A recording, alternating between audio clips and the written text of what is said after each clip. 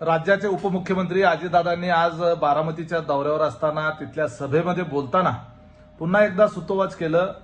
ते म्हणाले की बारामतीकरांना एकदा दुसरा आमदार झाल्यानंतर अजितदादांनी नेमकं या 30-35 वर्षामध्ये बारामतीकरांसाठी, ह्या बारामती परिसरासाठी काय काम केलेलं आहे त्याची जाणीव खऱ्या अर्थानं त्या मतदारसंघातल्या नागरिकांना आणि मतदारांना होईल अशा पद्धतीचं वक्तव्य केलं.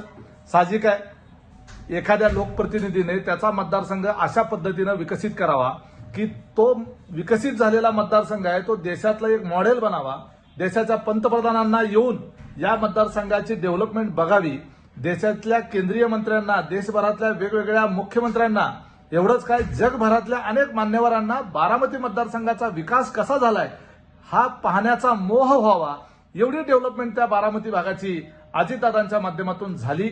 आणि एवढं काम केल्यानंतर सुद्धा लोकसभेच्या निवडणुकीमध्ये अजितदादांच्या उमेदवाराला पराभव पत्करावा लागला.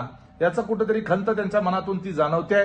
अजितदादांचं विकासाचं मानबिंदू हा जो आहे तिथल्या त्या बारामतीच्या प्रत्येक दगडामध्ये, बारामतीच्या मातीमध्ये, तिथल्या प्रत्येक झाडामध्ये, तिथल्या कंपनीमधल्या, तिथल्या प्रत्येक धुरांड्यामध्ये त्या ठिकाणी आपल्याला जर पाहिलं तर प्रत्येक माणसाला तिथं अजितदादाचा स्पर्श दिसतो.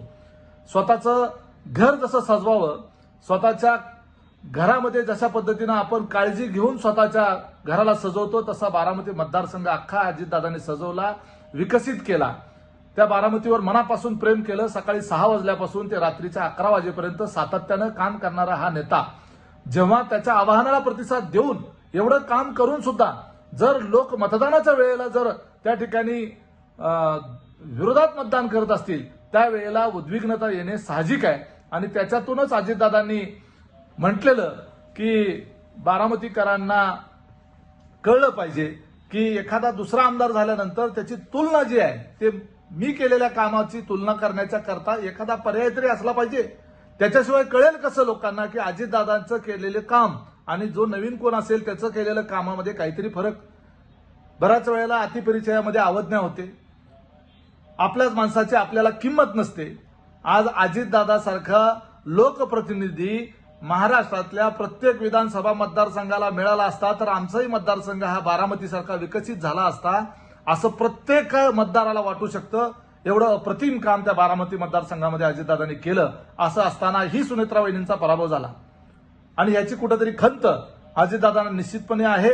पण तरी सुद्धा बारामतीकरांच्या मनामध्ये विधिमंडळामध्ये अजितदादाला पाठवण्याच्या संदर्भामधल्या भावना देखील तीव्र आहेत.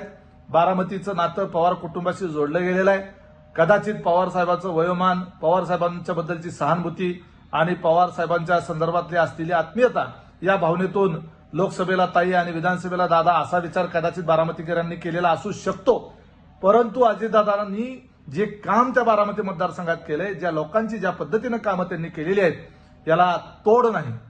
अजितदादाच्या कामाचा वकूफ जो आहे तो महाराष्ट्रामध्ये फार दुर्मिळ एखाद्या नेत्यामध्ये पाहायला मिळतो.